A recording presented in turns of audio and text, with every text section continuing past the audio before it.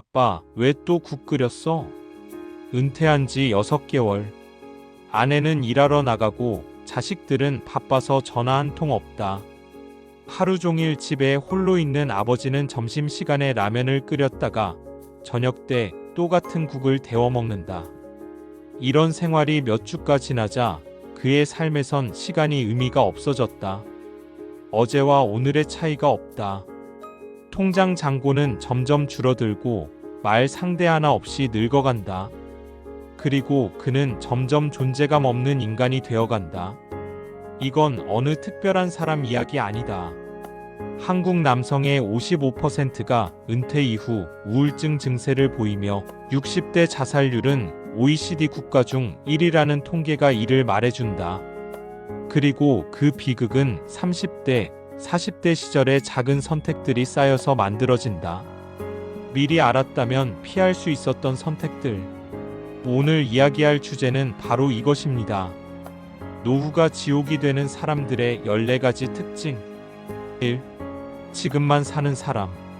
하버드 비즈니스 리뷰에 따르면 미래를 구체적으로 상상할수록 현재의 행동이 달라진다는 연구 결과가 있습니다. 즉, 은퇴 후에 자신의 삶을 진지하게 시뮬레이션 해본 사람일수록 현재 소비 습관, 건강 습관, 인간관계 유지 방식까지 다르게 설계하게 된다는 거죠. 하지만 많은 사람들은 지금 당장의 일, 오늘의 회식, 이번 달 카드값에 몰두합니다. 그리고 미래는 언젠가 어떻게든 되겠지라는 말로 미뤄두죠. 재미있는 건 뇌의 작동 방식입니다. 뇌는 미래의 자신을 남처럼 인식하는 경향이 강합니다. 그래서 오늘의 나와 30년 후의 나는 똑같은 한 사람임에도 행동과 선택은 마치 남 걱정하듯 대충합니다. 반면 워렌 버핏은 어릴 적부터 은퇴 이후의 삶을 수십 번 시뮬레이션했습니다. 결국 그는 30대에 이미 노후 대비 끝난 사람이 되었죠. 2. 돈이 없는데도 노후에 돈보다 시간이 더 중요하다고 믿는 사람.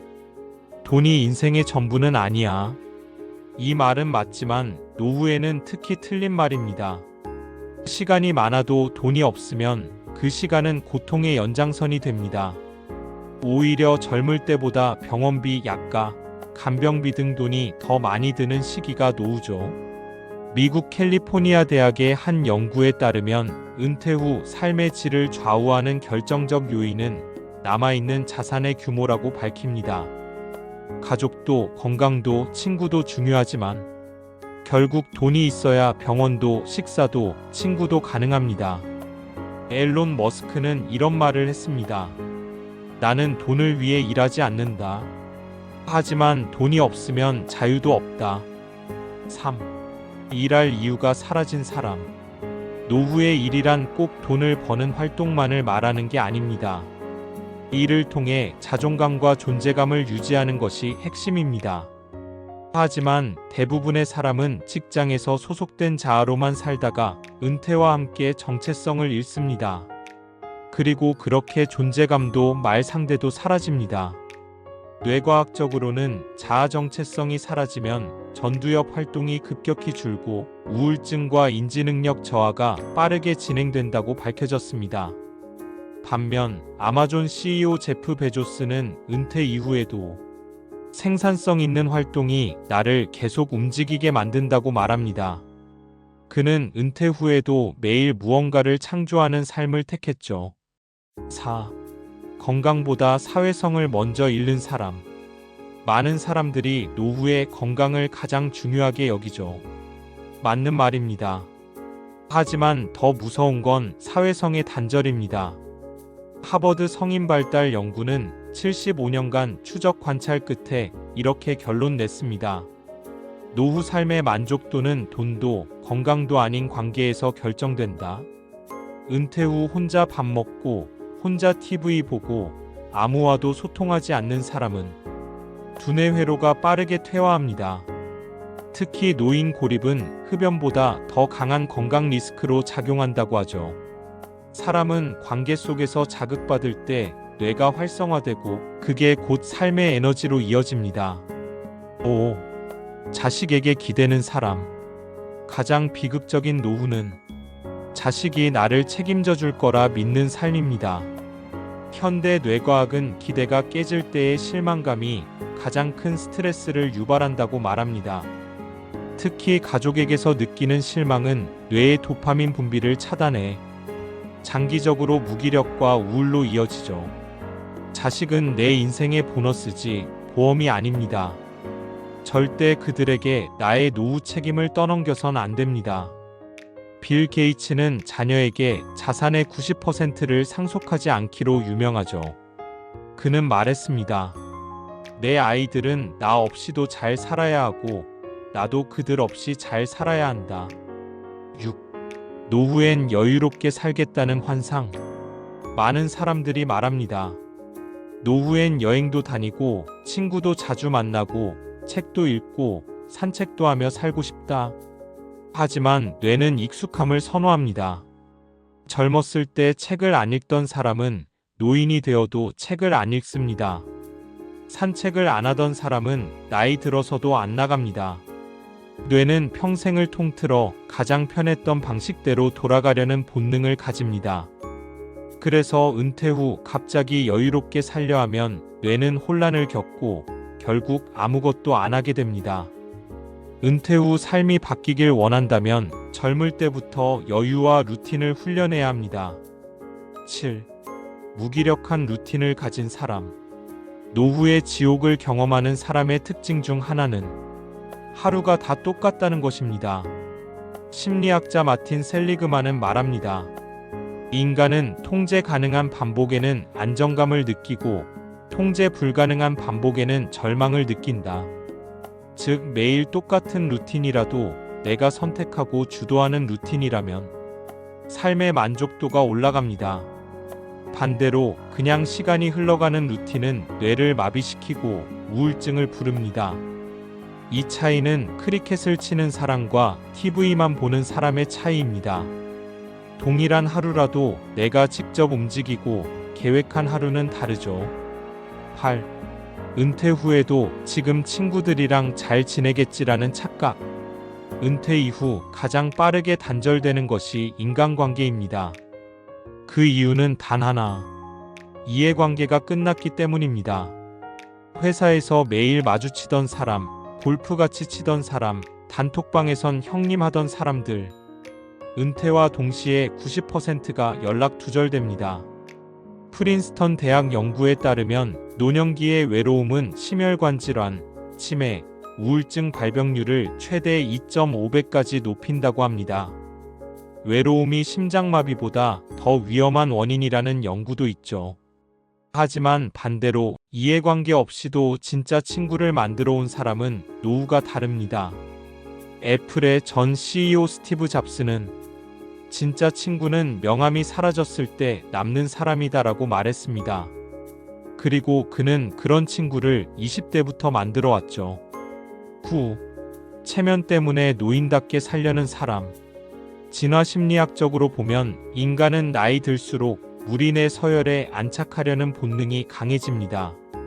그래서 60대가 되면 주책 맞다는 소리를 듣지 않으려 조심하게 되죠. 말을 아끼고 의견도 숨기고 그냥 조용히 뒤로 빠집니다. 하지만 뇌는 다릅니다. 뇌는 나이가 들어도 계속 쓰이고 자극받을 때 가장 활발하게 작동합니다. 노인답게 조용히 살려는 순간 뇌는 기능을 멈추기 시작하죠. 세계 최고령 CEO 중 하나였던 잭 웰치지 회장는 80세가 넘도록 현장에 나가고 끊임없이 후배들과 부딪혔습니다. 그는 나이란 단지 숫자일 뿐이고 사람은 쓸 때 늙지 않는다고 말했죠. 10. 평생 직장인 마인드로 살아온 사람. 직장에서의 삶은 수동적 삶입니다. 지시를 받고 평가받고 정해진 목표에 맞춰 일하는 시스템이죠. 그게 익숙한 사람은 은퇴 후 스스로 목적을 부여하는 삶에 적응을 못합니다. 결국 목적 없이 하루를 보내고 그 하루가 한 달이 되고 그 한 달이 10년이 됩니다. 반면 자기 삶의 CEO로 살던 사람들은 다릅니다. 은퇴 후에도 프로젝트, 목표, 루틴을 설정하며 살아갑니다. 대표적인 사례가 버진그룹의 리처드 브랜슨입니다. 그는 70세가 넘어서도 매일 글을 쓰고 새로운 아이디어를 메모하며 내 삶의 경영자는 나 자신이라고 말하죠. 11. 늙으면 늙을수록 돈을 못 쓴다는 사람. 노후 파산자 중 다수가 쓰지 않아서 망한 사람이라는 사실을 아시나요? 일본 도쿄경제대의 조사에 따르면 노후 파산자의 41%는 돈을 너무 아껴 쓰다가 기회비용을 놓치고 인생 후반에 돈도 삶도 잃었다고 밝혔습니다. 뇌는 스트레스를 돈 아끼는 행위와 연결시키는 경우 그 순간부터 돈 불안이라는 회로를 형성하게 됩니다. 결국 돈 써도 즐겁지 않은 노후가 되고 맙니다. 앨런 머스크는 말합니다. 돈은 도구다. 잘 써야 당신을 살리고 못 쓰면 당신을 망친다. 노후엔 특히 그렇습니다. 12. 늙을수록 자존심만 세지는 사람. 노후의 가장 큰 적 중 하나는 자존심입니다. 특히 내가 이 나이에 그걸 어떻게 해? 라는 마음. 이게 진짜 늙는 시작입니다. 뇌는 학습된 무기력 앞에서 기능을 멈춥니다. 난 안 돼, 내 나이에 무슨이라는 회로가 굳어지면 새로운 경험, 관계, 배움 모두 거부하게 되죠. 하지만 자존감은 다릅니다. 자존심이 타인의 시선이라면 자존감은 내가 나를 믿는 감정입니다. 노후에도 끊임없이 배우고 도전하고 모르는 걸 물어보는 사람. 그게 결국 가장 젊게 사는 사람입니다. 워렌 버핏은 89세에도 하루에 500쪽씩 책을 읽습니다. 그는 말했습니다. 나는 매일 어제보다 조금씩 더 나아지기 위해 산다. 13. 혼자 사는 법을 연습하지 않은 사람. 배우자, 자식, 친구. 그 누구도 평생 곁에 있어주지 않습니다. 노후의 가장 확실한 동반자는 나 자신입니다. 그런데 많은 사람들은 혼자 밥 먹는 법, 혼자 병원 가는 법, 혼자 취미를 즐기는 법을 배우지 않습니다. 그러다 갑자기 혼자가 되면 그 고독은 감당할 수 없는 공포로 다가오죠. 본능 심리학적으로 혼자 있는 것에 익숙한 사람일수록 스트레스 내성이 강하고 자기 만족도가 높다는 연구가 반복적으로 증명됐습니다. 혼자 산다는 건 외롭다는 뜻이 아닙니다. 혼자서도 나를 즐겁게 할 수 있는 능력을 가진다는 뜻입니다. 14. 죽음을 부정하는 사람. 아이러니하게 들릴 수도 있습니다. 하지만 노후가 가장 비극적인 사람들의 공통점은 죽음을 생각하지 않은 채 산다는 점입니다. 죽음을 부정하면 지금의 삶은 막연한 불안과 미루기의 연속이 됩니다. 다음에 하지 뭐, 그땐 여유가 있겠지. 하지만 죽음을 직면한 사람은 현재의 매 순간을 진심으로 살게 됩니다. 스티브 잡스는 말했습니다. 죽음을 기억하라. 그것이 인생에서 중요한 것을 선택하는 데 도움이 된다. 죽음을 기억하면 인간관계도 시간 사용도 소비도 완전히 달라집니다. 정리 노후가 천국이 되는 사람들은 다르게 산다. 노후가 지옥이 되지 않기 위해선 단지 연금만 모은다고 되는 게 아닙니다. 단지 집을 마련한다고 해결되는 것도 아닙니다. 진짜 중요한 건 지금 이 순간부터의 작은 선택입니다. 자존심보다 자존감을 선택하고 수동적 삶 대신 목적 있는 하루를 만들며 인간관계, 건강, 돈을 동시에 설계하는 사람. 그런 사람이 결국 나이 들수록 삶이 더 깊어지고 단단해지는 사람입니다. 우리는 결국 죽을 때 가장 살아있었다고 느낄 사람이 되어야 합니다. 지옥 같은 노후는 멀리 있지 않습니다. 그건 오늘의 삶이 결정합니다. 여러분들의 생각을 댓글로 알려주세요. 지금까지 더리치랩이었습니다. 구독과 좋아요는 영상 제작에 큰 힘이 됩니다.